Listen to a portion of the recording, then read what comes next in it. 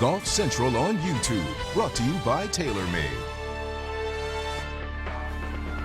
And thanks for joining us here on Golf Central. I'm Todd Lewis, stuck in the middle again between Paige McKenzie and Tripp Eisenhower to get you caught up on all the day's activities in the golf world. And we begin on the LPGA Tour. It's the season finale of the CME Group Tour Championship. And what an impressive day by some impressive players. Pick it up here, Se-Young Kim on the par 4 third. Yeah, and got off to a great start in yesterday's round, birding 3 of her first 6, and got off to another hot start today. She did. She would birdie there, gets to 7 under. Now the momentum continuing after a birdie on the 4th here on the 5th. I'm going to go out on a limb, Todd. I'm going to say she likes number 5 because she made a 2 there yesterday. She's playing it in round 2, and yeah, it's another 2. Yeah, how about 4 birdies in her first 5 holes? Did stumble a bit after that, but was able to recapture some magic on 14. Yeah, and able to take advantage of the opportunities that she's had. Hit a lot of greens, putting herself in good position. Shoots a 69, she's 8 under. Lexi Thompson shot a 65 yesterday. Here she is for birdie on 14. Head scratcher that she's only birdied 2 par 5s in this tournament to this point. Now she finally gets number 3 and gets her further under par. Gets her to 7 under, back to even par for the day. Now Lexi on 15 for birdie. Yeah, and Tripp has commented 5th in greens and regulation on the LPGA Tour, so seeing a lot of opportunities, and it's always just about how many putts she can make. She finished 8 under, a 71 for her on the day, but she's 1 back of the #1 player in the world, Jin Young Ko. Here she is on 10 for birdie. Oh, I love the rhythm of that stroke. That rhythm is syrupy smooth, that stroke, and she's world #1 for a reason. That gets her to 6 under. Now Ko on the par 5 14th for birdie. And there may be a theme here, because that was about exactly right, at least enough to catch the corner edge. She's dripping them in. Is that what you're saying, Paige? Yeah.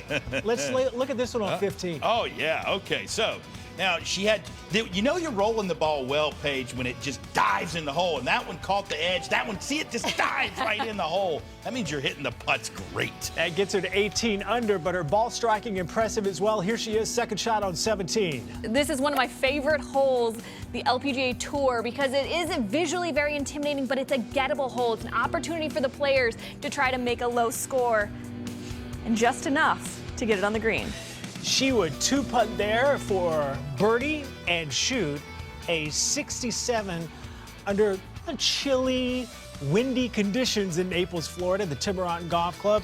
And how about this leaderboard? You have the #1 player in the world, Jin Young Ko, 1 shot better than the winners of this championship the last 2 years. Lexi Thompson won in 2018. Se-Young Kim, she's the defending champion. Move on down the leaderboard, and you see some impressive names still in the mix. Nelly Korda shot a 66 today to put her into contention heading into the weekend. Lydia Ko shot the round of the day, going off on the 10th tee, shot a 65. Lexi Thompson went off the lead in good position heading into the weekend. Who else is chasing? How about Caroline Masson on the par 3 8th? Yeah, winner once on the LPGA Tour in 2016, so trying to put herself back in a position to get the W. Shoots a 71. She is 3 off the lead. Sydney Clanton on the par 5 14th or 3rd. Well, this is probably one of the easiest holes on the course, usually every single day, so you got to take advantage of this one. And didn't get there in 2, but arrived in style with the 3rd. In style, she had a hoodie on. That's right. In style. 68 for her. She's 6 under. Georgia Hall on the par 4 15th birdie attempt. Yeah, and won in a dramatic playoff in Portland this year on the LPGA Tour.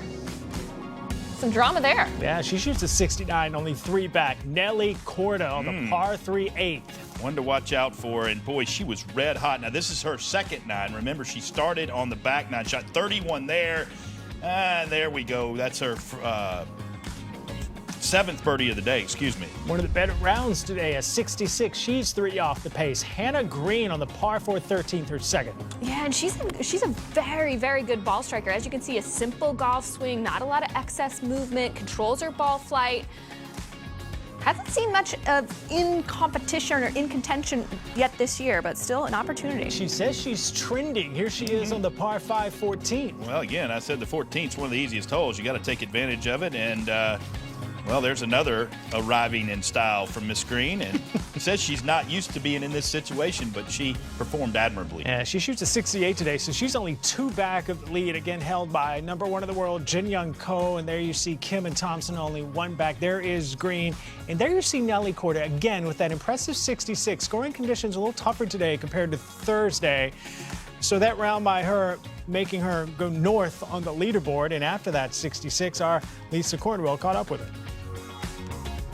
Nelly Korda, it wasn't supposed to be that easy out there this morning. I was out on the same 9 that you were playing, wind blowing straight into it. It felt like it was 30 degrees. How were you able to make the turn at 5 under par in those conditions? Yeah, I mean, it was a little nippy. Not going to lie, I didn't feel my fingers on the range, but, I just stayed aggressive, hit some really close shot, and capitalized on them. You have really good history on this golf course, second in 2018, T3 last year.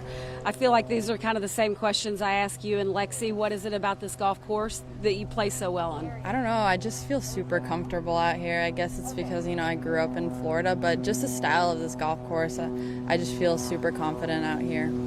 You've had such a great year. I mean, we go to A&A and what you did so close to winning that one and consistently talking about your performance, but looking at the COVID year and being here with such a big paycheck, how important is this golf course or this golf tournament not only to you but to the LPGA Tour? Yeah, for sure. It's such a big event. I mean, it's our season championship, and we all love coming back here. We all love coming to Tiburon, and CME is such a great sponsor, and they keep elevating women's golf. So, we're making strides in the right direction every year, I think.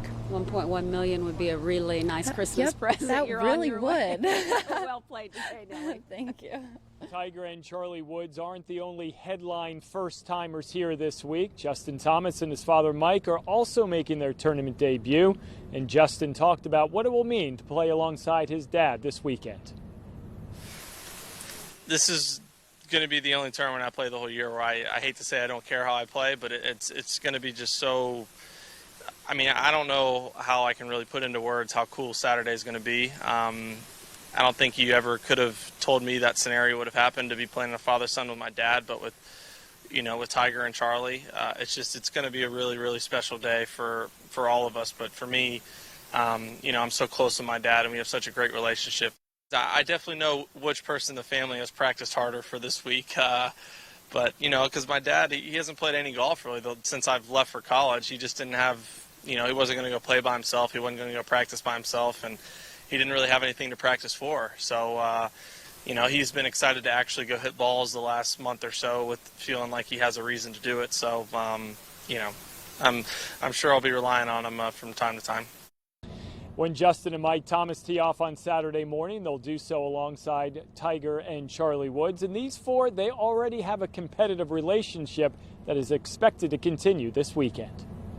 We had a putting contest. This was 3 years ago, something like that. But I was just over at Tiger's house, and us three were having a putting contest, and we just played 9 holes, just us three, and it was straight up. I mean, he didn't get any strokes, didn't get any sort of advantage. We were just putting, and I think he was 9 years old at the time, and it was one of the, I think, maybe 3 combined total weeks I've held #1 in the world was around that time, and Charlie was leading going into the last hole. He was like 2 under, I was 1 under, and I think Tiger was even or 1 under, something like that, and Charlie was mouthing off saying, he's like, here I am, I'm 9 years old, beating the #1 player in the world and supposedly the best golfer of all time. And he 3-putted, and I made it, and I beat him. So I shut him up pretty quick.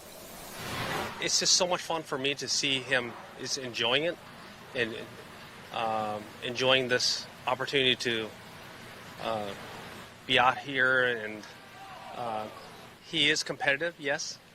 And our whole family is that way. We have seen in recent years the strong friendship that has developed between Tiger Woods and Justin Thomas. Well, Tiger shared with the media on Thursday that Mike Thomas has been another set of eyes in Charlie's development. We've seen it here this week. All that should lend to a very comfortable group for these four when they go off on Saturday morning, Todd.